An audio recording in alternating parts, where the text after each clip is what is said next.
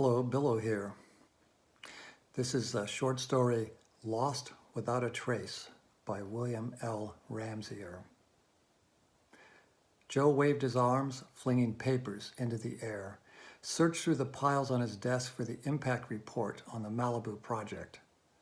A white cloud of paper rose briefly, then settled. Shit. He pounded his fist on the keyboard. Where is it? I'll have to redo it. 1,600 pages to summarize. It'll take days. Why do I waste my life on this crap? No one in Malibu wants a sewage treatment plant, especially one to clean LA's garbage. Keep the place stinky and exclusive. That's their strategy. And anyway, really, who cares one way or the other? Who gives a shit where they put the shit? Joe glared at his supervisor, Kathy 14, a California melange, half animal and half machine. One of the best engineers at wall construction. I'd like to charge her batteries, he thought. Come and harass me, baby, I'm waiting. Shit, I'll have to approach her myself. I know it. Hell, I'd waive my rights in a minute. She'd want it in writing, I know she would. Maybe in bed she'd tell me her last name. But probably not. Better to keep private. You never knew when office politics could turn bad. A plastic memo, bomb snuck past the receptionist scanner, blam. Where the hell is that report? Shit, I got to get out of here.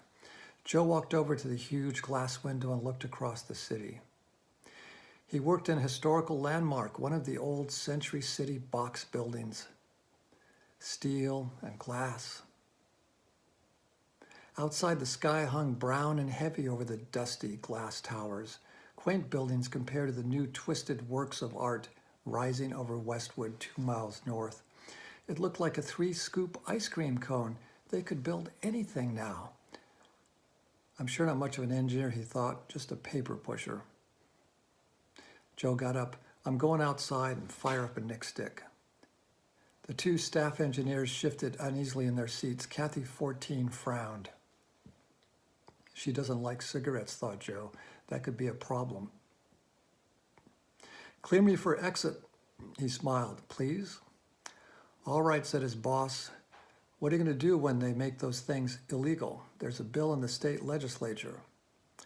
I'm not against forbidden pleasure, said Joe. Are you? Kathy 14 tilted her head, turning her left ear forward. A good sign, thought Joe. He took the elevator down to the lobby and ran his ident card through the magnesium concierge chrome teeth. The steel doors opened and the brown-stained sky, dull and forbidding, fell in.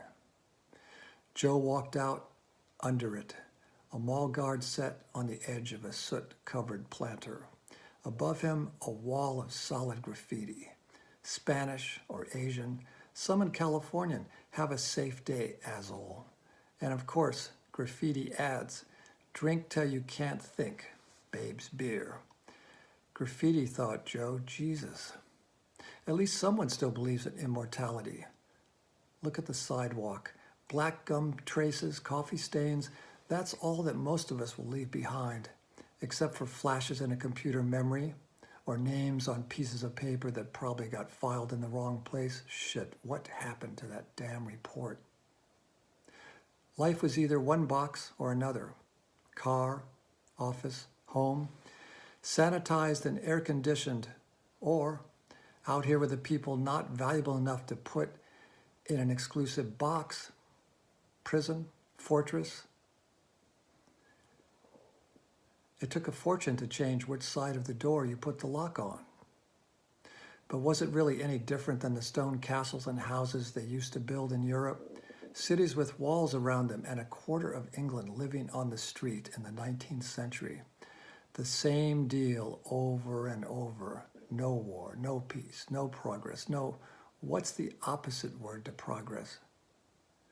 Society has 2 incurable viruses, the rich and the rest of the people. Joe lit his cigarette. The nicotine entered his blood and he felt peaceful, less philosophical. He crossed Park West, walked out of Century City. The neighborhood here was mixed, partly abandoned, partly rebuilt with new boxes and all covered with graffiti like vertical fields of bird tracks, and he could smell the difference too. Cooking fish, beans, spices, chili and saffron and other smells that he didn't recognize. It sounded different too. The low rumble of traffic mixed with the screams of music, divided by the beats of at least 20 cultures. The city came alive here past the border, where the scale shifted radically from order to chaos. Well, thought Joe, somebody has to try and make order out of chaos. They still believed in order at Wall Construction and Shell Mitsubishi, but history taught otherwise. Achieving perfect order was always doomed. It was the law of entropy. They could never make order without chaos. Just as the most carefully manicured lawn always led to the pile of trash and leaves hidden in a dark corner or hauled off to the dump. Down the alley next to a faded pink 2-story stucco apartment building, Joe saw a stack of motorcycle wheels, half covered with a grease-stained Mexican blanket. Motorcycles, aren't they illegal? But if people still have them, well, then somebody's got to repair them.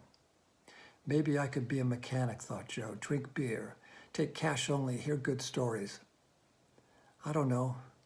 I've got a good job now, and there's always Kathy 14. 2 kids about 4 years old played in a driveway. One smiled at Joe. He smiled back, waved. The kids rattled off something in Portuguese and flipped him off. A man sitting at the porch next to a mailbox nodded to Joe and made a sign at his lips with pinched fingers. Joe gave him a cigarette. These little signs from above, thought Joe. What do they mean? Joe turned back towards work. Maybe, he thought, I could get Kathy 14 to help me on the report. There was a rumor that Shell Mitsubishi planned to put a dome over Century City and modernize it. More order here, more chaos somewhere else, and who cares? He stopped in front of an abandoned restaurant, spotted a blank space 8 feet off the ground. Empty. Virgin space on the wall in an otherwise solid layer of graffiti. Joe found a plastic milk carton in the bushes next to the wall, pulled it out from a tangle of beer bottles, yellowed newspapers, dried weeds. A dust-covered man woke up and rolled over, moaned. Joe inched out the laser marker from the holder in his shirt pocket, looked around. Nobody was watching.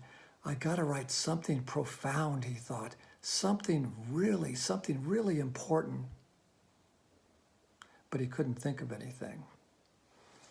The end.